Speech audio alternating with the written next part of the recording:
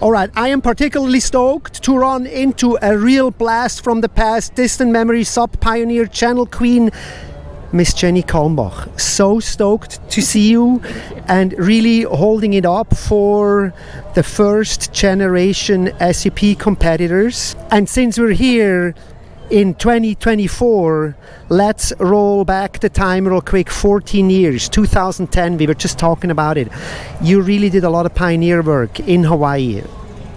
Yeah, so 2010. Yeah. Start with 2010. 2010. I mean, yeah. Well, 2008 we had the Battle of the Paddle, and then 2009 was my first Molokai crossing. And in 2010, Morgan Hoister and I teamed up, and we crossed all the channels in Hawaii. So 9 channels. It was close to 300 miles, and we did it over like a 3-week span. The longest being Oahu to Kauai, and it was 82 miles.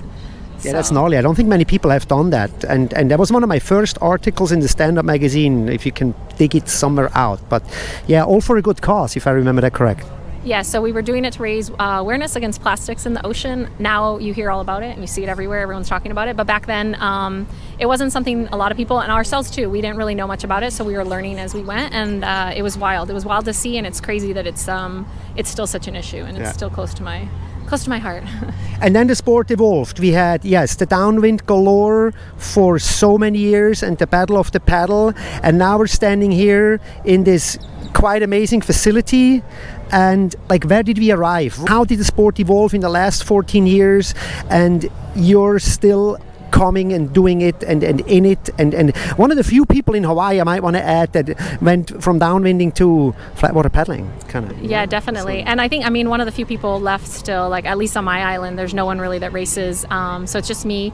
It's really interesting to see. I love being here right now and seeing, like, I'm amazed at how many Europeans are here, like all the, and especially the juniors. It's incredible to see. It's so cool to see the venue and see, like, it feels really professional. From the grassroots era of, like, I was telling someone the other day how the first Battle of the Paddle, they announced that the boards were 12.6, and I don't know if you heard this. There were guys cutting their boards off at the race start and taping it to make it fit. And so it's like wild to see the progression to now, and girls race 12.6 and not 14, and now it's 14. So it's cool to see. I do miss, like, flatwater is not really my thing.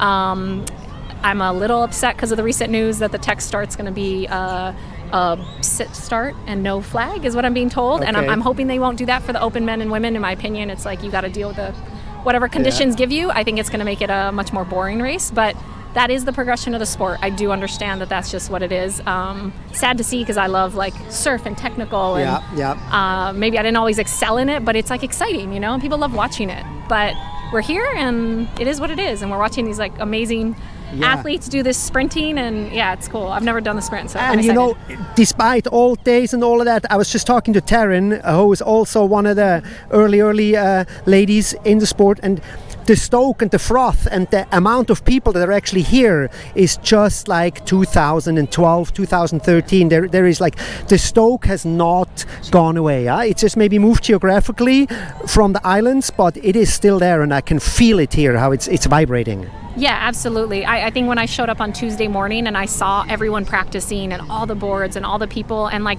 so many different ages, and, like, everyone's just so thrilled to be here and excited. And I did feel back in the day when it was like, so a lot of people have said, like, oh, SUP is dead and SUP is dead, but I agree with you. I don't think it's dead. I think it's just shifted, and hopefully it comes back in the US and Hawaii. I think we'd have to look at Coach Michael and I were talking a little bit about maybe part of it is that it's changed from that surfing, like it's become more flat water. Yeah. But I think all we need is a few big races to come back in the United States or Hawaii or Tahiti. Love to go back to Tahiti.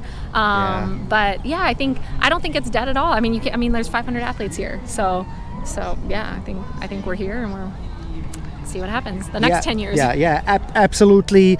There is no shortage of stoke, and of course, being from Hawaii, I cannot not ask the question, because we've seen, and we just talked about it, foiling in Hawaii is now feeling like SUP in 2012.